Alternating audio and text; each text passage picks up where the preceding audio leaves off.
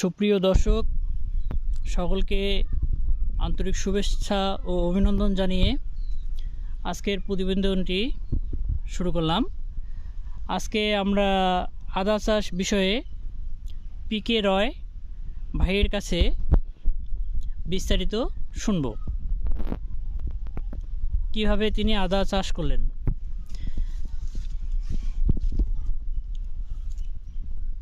ভাই, আপনি এখানে কত হাজার বস্তা আদা চাষ করছেন? আমি 2000 বস্তায় আদা চাষ করেছিলাম। 2000 বস্তা? 2000 বস্তা। এখানে প্রথম যে বস্তায় আদা আপনি লাগাবেন, বস্তা যে তৈরি করছেন, এখানে সার কি সার, মাটি কতটুকু লাগছে একটু বিস্তারিত একটু যদি বলতেন। আমি মাটি মোটামুটি 8 টলি আনছিলাম, তার সঙ্গে জৈব সার মোটামুটি 4 টলি ছিল, আর সার টিএসপি সার ছিল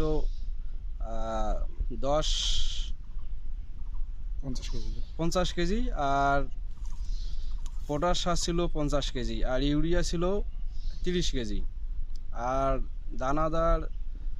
দানাদার বীজ ছিল ওটা মোটামুটি 10 কেজি, বোরন ছিল 10 কেজি, জিঙ্ক ছিল 10 কেজি, আর জিপসাম ছিল 20 কেজি, আর মোটামুটি একটু বালু মিশ্র করেছিলাম, একটু ছাই দিয়েছিলাম। ছাই কতটুকু দিয়েছেন? ছাই মোটামুটি বস্তাপতি কেজি খানি ঘাড়ে দিয়েছিলাম। দানাদার বিষ কতটুকু? দানাদার বস্তাপতি 10 গ্রাম দিছিলাম আর কি। 2000 বস্তায় 10 কেজি লাগছিল আর কি। পরবর্তীতে কতদিন পরে আপনি এখানে সার প্রয়োগ করছিলেন বস্তায়? পরবর্তীতে আমি তো মোটামুটি 70-80 দিনের মধ্যে শুধু একবার রাসায়নিক সার সরিষার খোলো ছিল, আমি প্রয়োগ করছিলাম আর কি। আপনি যে আদা চাষ করছেন, এই আদার জাতটার নাম একটু বলবেন?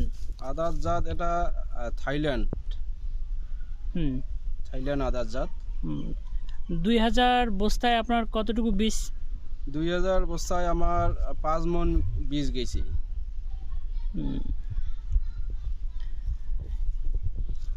এই আদা চাষ করতে গিয়ে আপনার কি কি সমস্যার সম্মুখীন হয়েছেন? কিন্তু বৃষ্টির সময় একটু যে স্প্রে করার লাগছিল, ছত্রাকনাশক স্প্রে, আবার ওই যে একটু যে পাতা ছিদ্রকারী পোকা ছিল, ওটার জন্য একটু কীটনাশক ব্যবহার করছিলাম। এটা মোটামুটি 10-12 দিন বা 15 দিন পর পর এটা স্প্রেটা দিছিলাম। আচ্ছা, ডগা ছিদ্রকারী পোকার জন্য কি স্প্রে করছেন আপনি? প্রথমত আমি দিয়েছিলাম এবার একটি গ্রুপে দিছিলাম, তারপরে ওলট পালট হিসাবে মোটামুটি আমি সাইপার মেথ্রিন প্লাস ল্যামডো হ্যালোথিন গ্রুপে দিছিলাম, আর মাঝে মাঝে এগুলাই ওলট পালট হিসাবে আমি ব্যবহার করছিলাম। ওষুধের নাম যদি একটু বলতেন। ওষুধের নাম আমি বিভিন্ন কোম্পানি, যেমন দেখা যাচ্ছে ভেনাম আছে, ভেনাম ব্যবহার করছিলাম, অথবা সিনজেন্টার ব্যবহার করছিলাম, পোকেলাম, আর ব্যবহার করছিলাম, অবশ্য নাইট্রো ব্যবহার করছিলাম কীটনাশক হিসাবে। আর ছত্রাকনাশক হিসাবে আমি প্রথমত ব্যবহার করছিলাম কার্বেন্ডাজিম গ্রুপের ব্যবহার করছিলাম প্রথম ধাপে। পরের ধাপে পরপর আমি ইমিস্টার টপ ব্যবহার করছিলাম। তারপরে ওলট পালট হিসাবে আমি আপনার ম্যানসার ব্যবহার করছিলাম, যে কার্বেন্ডাজিম প্লাস ম্যানকোজেব যেটা। তারপরে আমি ব্যবহার করছিলাম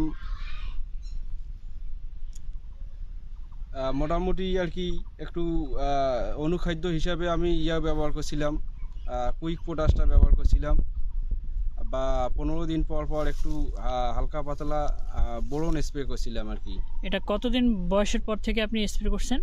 এটা মোটামুটি আমি 4-5 মাস বয়সে এই বোরনটা স্প্রে করছিলাম আর কি।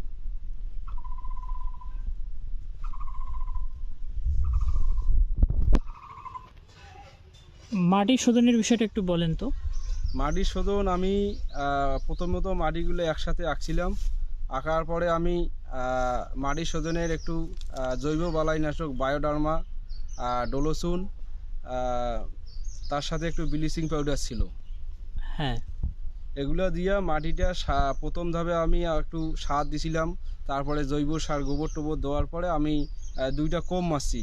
হুম। কোপ পড়ার পরে মাটিটা মিক্সার করি, আমি জড়ো করি, প্লাস্টিক দিয়ে মোটামুটি 25 দিন ঢেকে রাখছিলাম আর কি।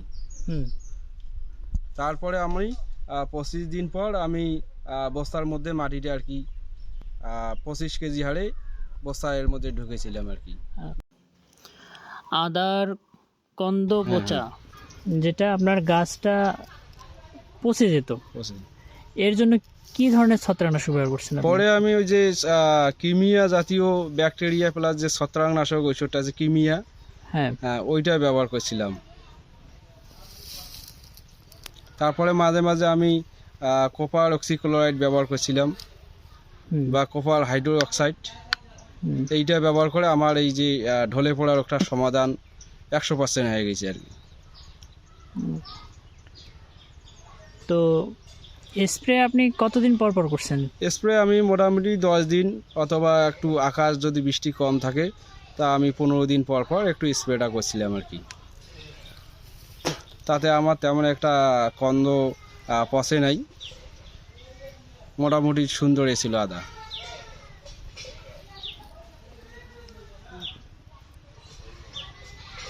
বস্তাপতি কীরকম আদার ফলন হবে আপনি আশা করেন? বস্তাপতি এখন দেখতে হবে। হ্যাঁ, আচ্ছা, এখন আমরা দেখি। হ্যাঁ, হ্যাঁ দেখি, যেহেতু স্কেল নিয়ে আসছি একটু বস্তা আমরা ইয়া করে দেখতেছি। আচ্ছা, প্রিয় দর্শক, আপনারা দেখতে পাচ্ছেন বস্তায় আদা চাষ। আমরা এখন আদা তুলে আদার ওজন করব।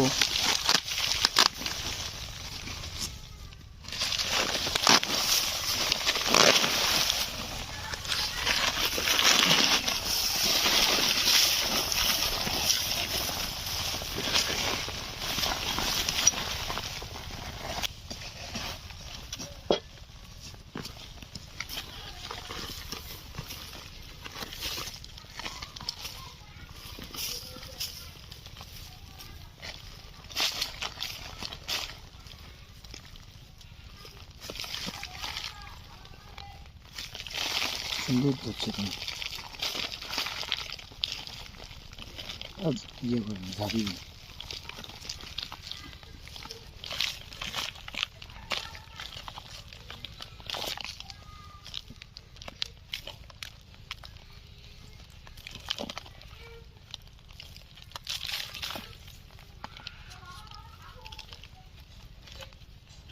শিকড়গুলো পরিষ্কার দেবেন।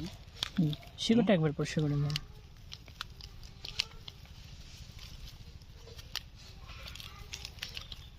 হাতে করে ডান দে, তাহলে আদা ডালে পরিষ্কার হবে ময়লাটা।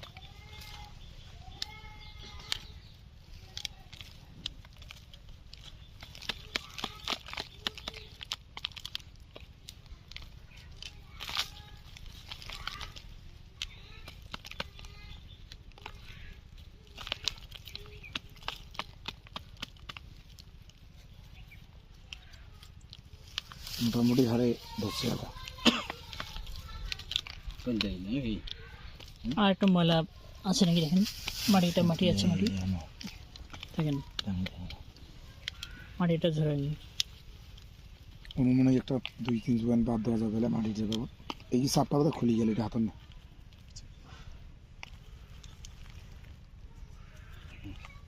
স্কেলটা 1 অফ করে দিই।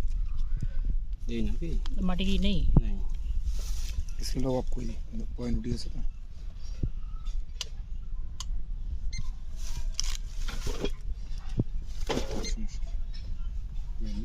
দাঁড়া দাঁড়া দাঁড়া,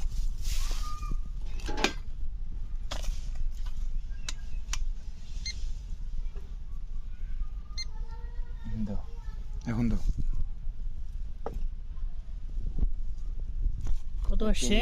1 কেজি। প্রিয় দর্শক, আপনারা দেখতে পারতেছেন থাই জাতের আদা। আমরা একটা বস্তা তুলছি,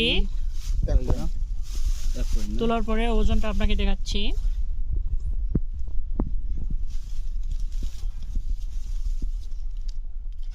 কেজি আসছে। হ্যাঁ, এটা আপনি 1 কেজি একটু ছায়ের মধ্যে ঘোরান দিকে, এটা ছায়ের মধ্যে।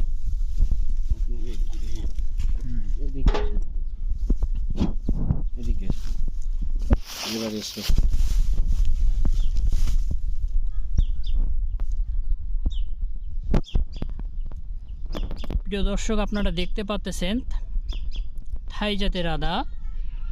যদি আপনারা ভালো পরিচর্যা করতে পারেন, আশা করি ফলন ভালো পাবেন। এখানে একটা বস্তায় আপনার আদা আসছে 1 কেজি।